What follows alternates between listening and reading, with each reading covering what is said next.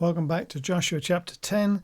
And after the sun and the moon have stood still in answer to Joshua's prayer, we read this in verse 14. There has never been a day like this one before or since when the Lord answered such a prayer.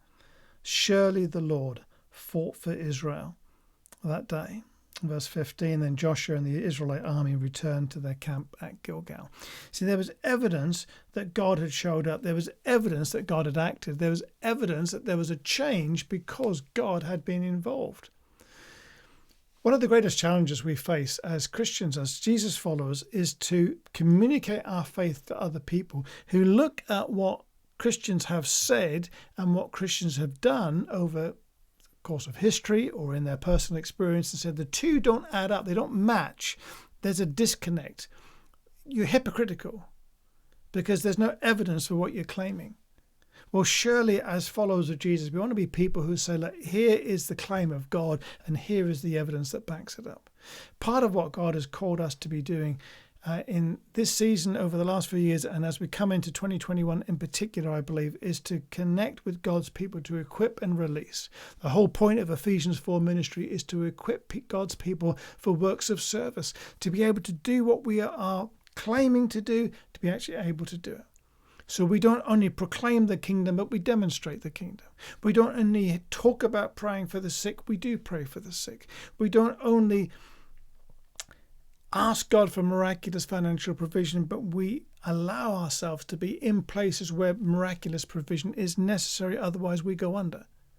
This is what God is calling us to do. So there's evidence of what we are claiming, evidence of what we're looking for, evidence of what we are encouraging other people to do. I don't want to encourage anybody else to do the things that I'm not prepared to do myself. And I believe that as we come through or continue to go through this whole COVID-19 pandemic and all that has challenged us to do in our thinking about our own lives and about ministry and about the church and about the future and about the nation, about economics and everything else, that we will more than ever before want to be able to not only talk about but to demonstrate the reality of God in this situation. Our nation, whatever nation you're in, does not need just simply more words, but it needs a demonstration of the power of God. It needs this coming together of claim and evidence. And what we're looking for as part of God's kingdom in these days is to say, well, this must, there's a necessity here that what we claim and what we do and the evidence that backs it up all are consistent one with another. So if you have it on your heart to see people saved, to see them brought into the kingdom, well, you need to not only talk about it, but you need to talk to people and see them brought into the kingdom. If you have a heart to see people healed from physical or emotional issues, you can't just talk about it and you can't just preach about it. You've got to be praying for people to see that happen. You might need to challenge yourself and challenge others to step into what God wanted them to do. There was one week when we were teaching on words of knowledge and the miraculous ability of God to intervene into everyday people's ordinary lives and bring his miraculous intervention. And as part of the team that was working with us at a venue here in Norfolk, the team would come up to the front and I would ask them just to ask God if they've got any particular words of knowledge from God for that church, for that group in the congregation. And they just shared things on their hearts.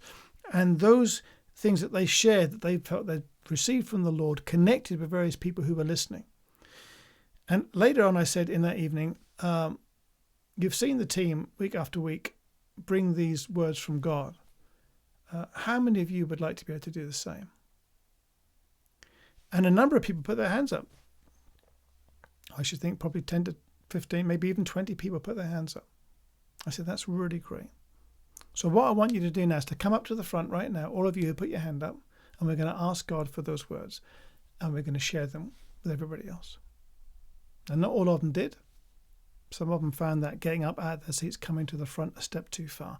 But those that did heard from God. And even those that didn't feel they were hearing very much, they stepped out in obedience, and they They were demonstrating this idea that what we claim and what we see evidence for have to connect together. Otherwise, this almighty disconnect is a disincentive for people to follow Jesus. What is the point in following somebody and listening to the claims of this God and hearing what his people are talking about if we do not see the evidence for it? See, here there was evidence. And God's heart is for us to evidence in our lives and at the outworking of our experience, evidence the call of God. So be encouraged, be challenged, step out, go way beyond what you can normally do. Ask God for help to be naturally supernatural in these days where the world doesn't just need platitudes and people who talk, but people who walk the walk as well.